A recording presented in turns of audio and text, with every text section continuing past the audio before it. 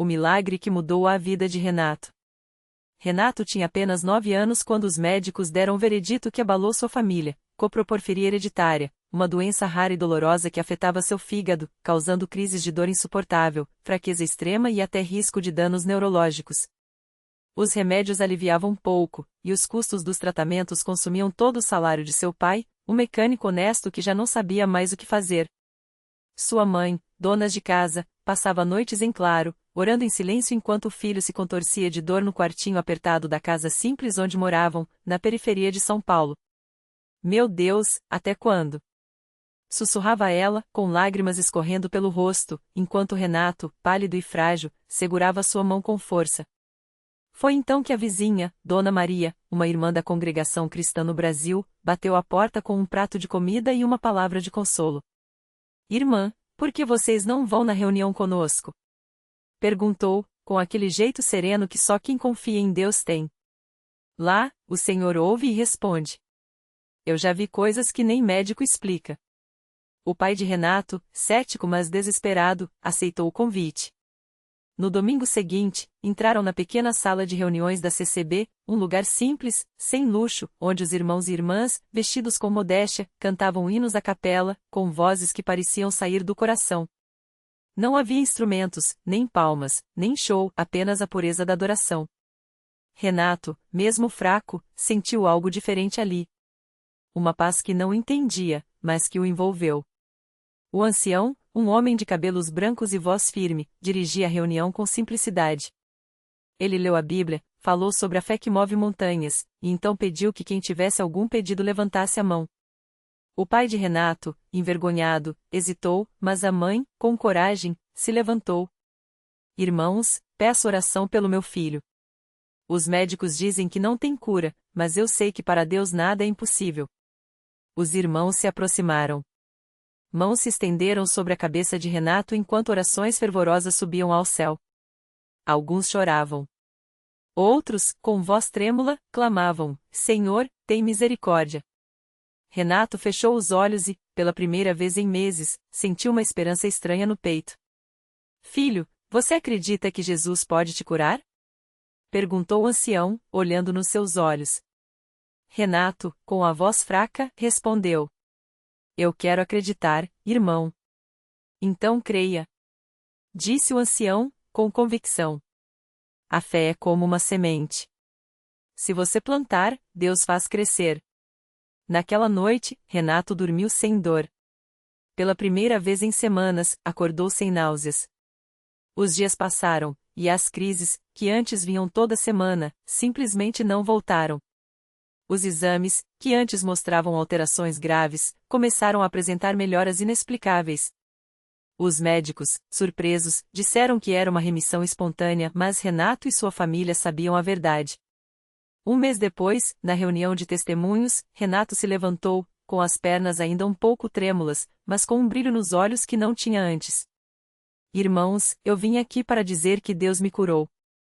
Sua voz, antes fraca, agora saía firme. Os médicos não entendem, mas eu sei que foi Jesus. Eu não sinto mais dor, não tomo mais remédio forte. Deus é fiel. A sala explodiu em glórias a Deus. Muitas irmãs choravam, e até os homens mais sérios não conseguiram segurar as lágrimas. O ancião, com os olhos brilhando, disse: Isso, meu filho, é o poder da oração. Não é a nossa força, não é mérito nosso, é a graça de Deus, que se manifesta quando o povo se humilha e busca Ele. O tempo passou, e Renato cresceu na fé. Foi batizado nas águas, como manda a palavra, e hoje, já adulto, serve na mesma congregação onde foi curado.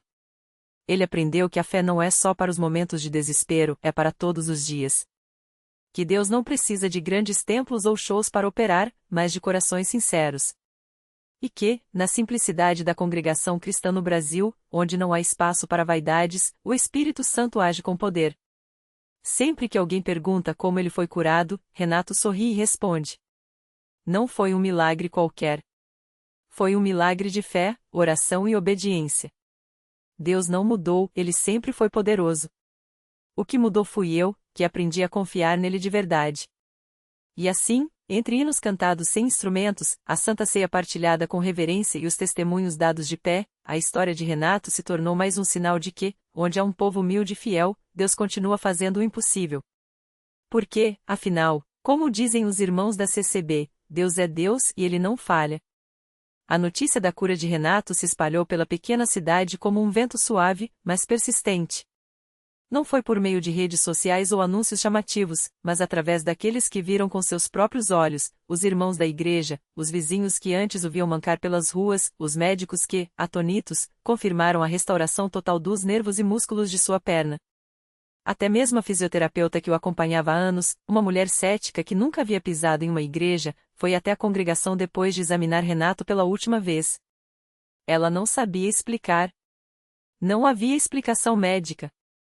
Só restava uma pergunta que martelava em seu coração: como? Naquela noite de quarta-feira, a irmã Clara, uma senhora de mãos calejadas pelo trabalho na roça, se aproximou de Renato depois do culto. Seus olhos brilhavam com lágrimas contidas enquanto segurava com força a Bíblia surrada que sempre levava. Filho, eu orei por você todos os dias, ela disse, com a voz trêmula. Não era só pela sua perna. Era pela sua alma. Porque eu via você chegando na igreja com o corpo doente, mas o coração mais doente ainda, cheio de revolta. Hoje, vejo você inteiro. E não é só a perna que sarou, não. É você. Renato baixou a cabeça, porque ela tinha razão. Antes, ele ia aos cultos por obrigação, arrastando não só a perna, mas também uma raiva silenciosa contra Deus.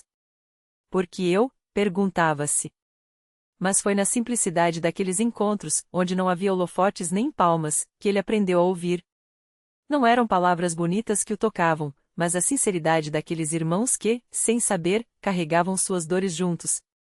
Quando o irmão José, um homem simples que trabalhava como pedreiro, colocou as mãos em sua cabeça e orou com lágrimas: Senhor, se for da tua vontade, cura o nosso irmão, mas acima de tudo, cura a sua fé, algo dentro de Renato se quebrou.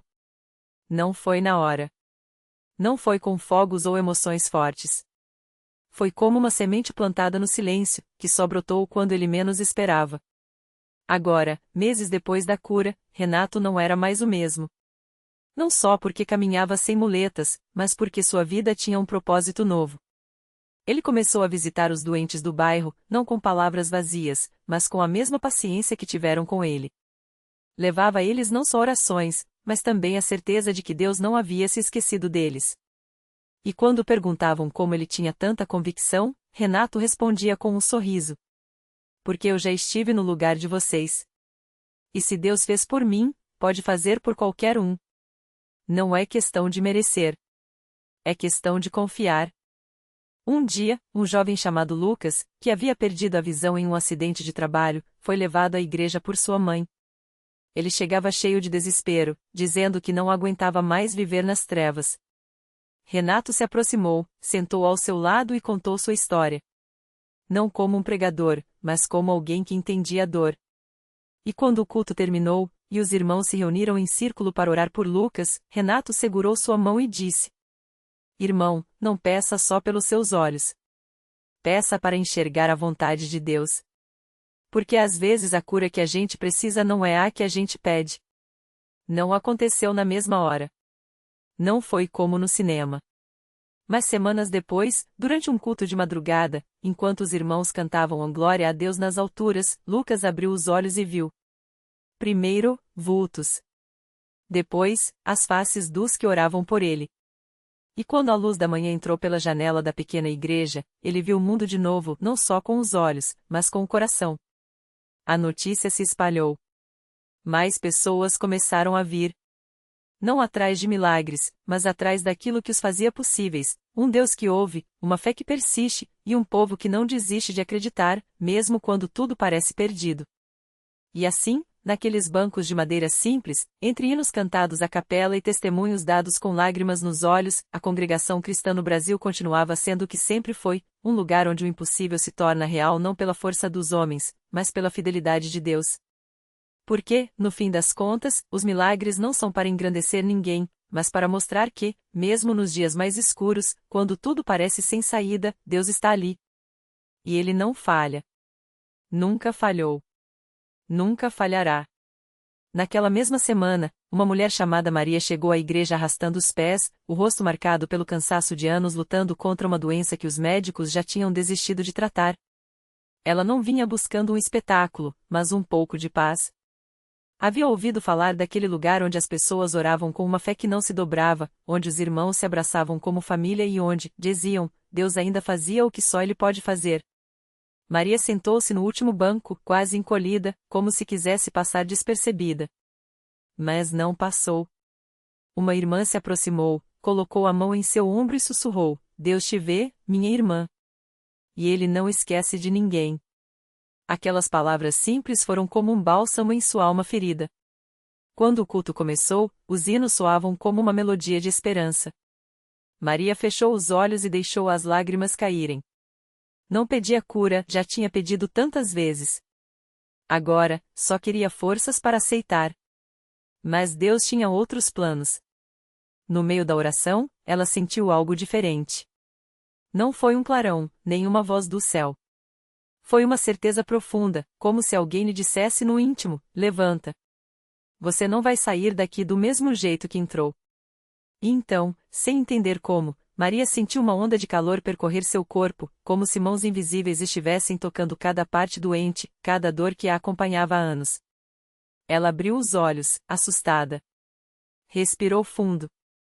E, pela primeira vez em meses, não sentiu a pontada de dor que a acordava todas as noites. Levou a mão ao rosto, como se quisesse confirmar que não estava sonhando. Ao seu lado, a irmã que a havia cumprimentado sorriu, como se já soubesse. Glória a Deus! Alguém exclamou ao lado. Outros começaram a louvar. Maria se levantou, trêmula, e deu os primeiros passos sem mancar, sem se apoiar em ninguém. Os irmãos a rodearam, cantando, agradecendo. Não era um show. Era um encontro com aquele que ainda hoje faz o que fez nos tempos da Bíblia. Quando Maria saiu da igreja naquela noite, não era mais a mesma. E não foi só ela. Porque para cada milagre que se via, 10 corações eram transformados na fé. Pessoas que chegavam com dúvida saíam com certeza. As que vinham com medo, partiam com paz. E as que não tinham mais esperança, redescobriam que, na congregação cristã, Deus ainda fala. Ainda cura. Ainda salva. Porque ali, entre aquelas paredes simples, não havia espaço para desânimo. Só para fé. Só para Deus. E quando Deus age, até o mais cético dos corações não tem como negar, Ele está vivo. E Ele não mudou. Na semana seguinte, a notícia do milagre de Maria se espalhou pela cidade como um vento suave, mas poderoso. Não foi preciso nenhum anúncio, nenhum cartaz. Basta um coração tocado contar para outro, e outro, e outro. E assim, na próxima reunião, a pequena igreja estava lotada de gente que nunca tinha pisado ali antes. Alguns vinham por curiosidade, outros por desespero, mas todos saíram com algo que não tinham quando entraram, um encontro com Deus. Entre eles estava o seu João, um homem de quase 70 anos, que há mais de uma década arrastava uma perna paralisada depois de um derrame. Ele chegará carregado nos braços do filho, com o rosto marcado pelo cansaço e pela resignação. Já tentei de tudo, meu filho, ele dizia. Se não der certo aqui, não tem mais jeito. Mas o filho, que havia ouvido falar do que acontecerá com Maria, apenas respondeu com fé, Pai, aqui não é lugar de eu não tem jeito. Aqui é lugar de Deus. E Deus estava ali. Enquanto os irmãos oravam, seu João sentiu algo que não sentia há anos, um formigamento na perna imóvel. Primeiro foi só uma pontada, como se agulhas finas estivessem despertando seus nervos adormecidos. Depois, um calor se espalhou, como se sangue voltasse a correr onde antes só havia frio. Ele tentou mexer os dedos do pé, e eles obedeceram. Devagar, com lágrimas escorrendo, ele empurrou o corpo para frente, com a ajuda do filho, levantou-se. A perna, que por tanto tempo foi um peso morto, agora sustenta o seu corpo. Não foi instantâneo como alguns imaginam, não foi um pulo mágico. Foi um milagre real, progressivo, como Deus muitas vezes age, restaurando, passo a passo, o que o inimigo roubou. Ao ver aquilo, uma mulher no fundo da igreja, que viera só para ver se era verdade, caiu de joelhos. Ela se chamava Ana, e trazia consigo uma dor que ninguém via, a perda de um filho, há 3 anos, em um acidente. Desde então, ela vivia como uma sombra, sem chorar, sem sorrir, apenas existindo. Mas ali, ao ver a mão de Deus tocando vidas, algo dentro dela se quebrou, não de tristeza, mas de alívio. Foi como se uma voz sussurrasse em seu coração: eu nunca o esqueci. E ele está comigo. Pela primeira vez em anos, Ana sentiu paz. Não porque a dor tinha sumido, mas porque ela entrou em contato com alguém maior que a dor. Enquanto isso, do lado de fora, um jovem chamado Carlos, que havia entrado na igreja apenas para provar que era tudo enganação, não conseguia sair do lugar. Ele tinha visto tudo: as orações sinceras, as lágrimas de gratidão, as pessoas sendo levantadas não por força humana, mas por algo que só pode ser chamado de divino. Seu coração, endurecido por anos de descrença, começou a amolecer. Como podem negar que isso é de Deus? Pensou, enquanto via um menino, antes mudo, balbuciar as primeiras palavras depois que os irmãos oraram por ele.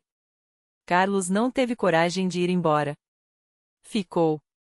E, naquela noite, pela primeira vez na vida, dobrou os joelhos e pediu a Deus que lhe mostrasse o caminho. Porque é assim na congregação cristã. Não há propagandas, não há espetáculos.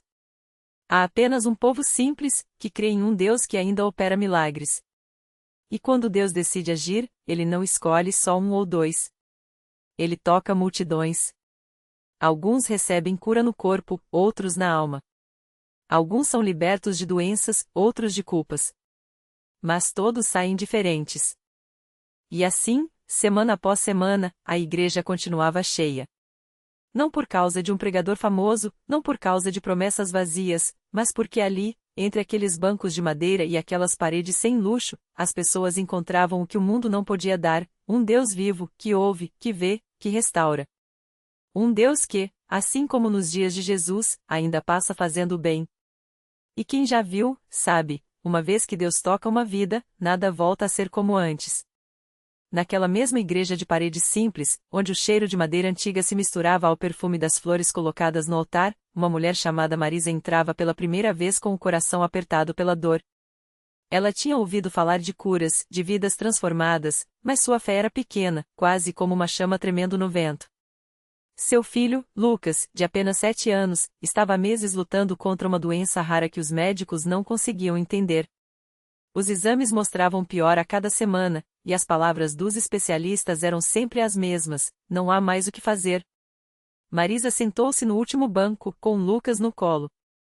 O menino, antes cheio de energia, agora mal conseguia abrir os olhos. Enquanto os irmãos cantavam os hinos com voz firme, ela sentia as lágrimas escorrerem sem fazer barulho. Senhor, se o Senhor existe, me mostra algo hoje, sussurrou, com a voz quebrada. O culto seguiu como sempre, sem alarde, sem gritos, apenas a palavra sendo pregada com simplicidade. O irmão que dirigia a reunião não sabia da presença de Marisa, nem da sua dor. Mas Deus sabia. Quando chegou o momento das orações, um irmão se levantou e, sem que ninguém tivesse contado nada, disse: há aqui uma mãe com um filho doente. O Senhor está dizendo que hoje é o dia da libertação. Marisa sentiu um arrepio. Como ele podia saber? Seu coração bateu mais forte quando vários irmãos se aproximaram, colocando as mãos sobre Lucas em oração. Não houve teatro, não houve espetáculo, apenas fé pura, aquela mesma fé que move montanhas. E então, bem devagar, Lucas abriu os olhos. Primeiro foi um suspiro, depois um movimento dos dedinhos, que há semanas estavam frios e imóveis. Marisa sentiu o corpo do filho se mexer em seus braços, como se uma corrente elétrica tivesse passado por ele. Mamãe, eu tô com fome, murmurou Lucas, com uma voz que ela não ouvia há meses. A igreja inteira parou. Alguns choravam, outros louvavam a Deus em silêncio. Os médicos depois não conseguiram explicar. Os exames que antes mostravam um quadro irrecuperável agora não apresentavam mais nenhum sinal da doença. Era como se ela nunca tivesse existido. Marisa voltou para casa naquela noite com o filho correndo pela sala, rindo como qualquer criança saudável. E ela soube, sem sombra de dúvida, que não era coincidência. Era Deus. O mesmo Deus que havia curado coxos, cegos e leprosos nos tempos de Jesus agora tinha estendido sua mão ali, naquela igrejinha sem luxo, sem holofotes, sem interesse midático. E assim, como acontece há mais de 100 anos na congregação cristã, mais uma história de milagre se juntava a tantas outras. Não por mérito de homens, mas pela graça de um que ainda hoje caminha entre seu povo, sarando, libertando, restaurando. Porque quando Deus decide agir, não há doença que resista, não há desesperança que permaneça. E quem já viu, sabe, onde a fé verdadeira, os impossíveis se tornam possíveis. O milagre que a ciência não explicou. Os médicos tinham sido claros, sua criança não sobreviverá à noite. A infecção avançou demais. Prepare-se. Marisa abraçou o pequeno Daniel, sentindo seu corpo queimando em febre, enquanto as orações na igrejinha subiam como incenso. Não havia câmeras, nem repórteres, apenas irmãos de joelhos, clamando ao mesmo Deus que, séculos antes, acalmara tempestades com uma palavra. Naquela madrugada, enquanto Marisa cantava baixinho um hino de confiança, o termômetro marcou 36,5 graus. A febre havia desaparecido. Os exames da manhã seguinte não mostravam vestígios da bactéria que, horas antes, devorava os órgãos do menino. O pediatra, atônito, balbuciou: "Isso não tem explicação médica." Marisa sorriu, porque ela sabia. Não era sorte. Não era remissão espontânea.